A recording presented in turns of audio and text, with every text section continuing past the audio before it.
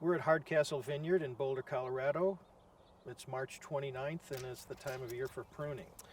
This is an example of, this is one of our vines that has not been pruned yet. And we're now going to go over and I'm going to show you what we want this vine to look like when we're all done.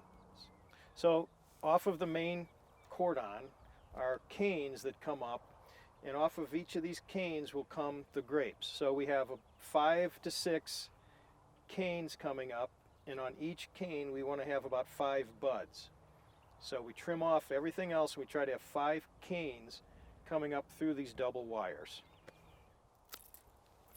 So we're back at one of our Marquette vines, and we're going to be taking all of the growth from last year and pruning it down to something similar to what we just saw. So as we start from the middle, we've got a double cane system, which we use because if we get a hard frost, we've got double the chance of the plant surviving through the frost. But pruning wise, we want to try to find 5 to 6 canes that are growing vertically and are coming off close to the cordon, this trunk area. So as we look across, this to me is my prime candidate to keep as the first cane coming up. So I'm going to trim off basically all the growth around it, and then we'll pull this excess off.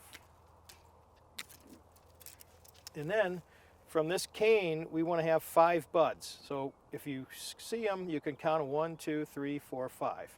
And then we're going to cut right above the 5th cane, the 5th bud, sorry. Then we're going to move over and look for the next cane growing up. So our next cane along the cordon is going to be this one. So we want to count 5 buds up, which is 1, 2, 3, 4, 5, and we're going to trim right above it. Okay, so as we move along the cordon, we'll come to the next cane. Count 5 buds up, 1, 2, 3, 4, 5.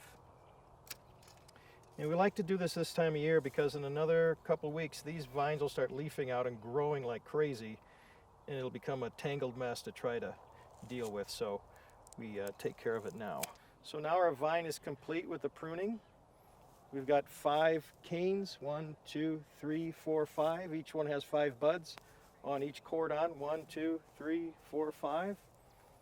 And we'll do this same thing with all 100 vines in the vineyard and be ready for a big harvest of grapes in the fall.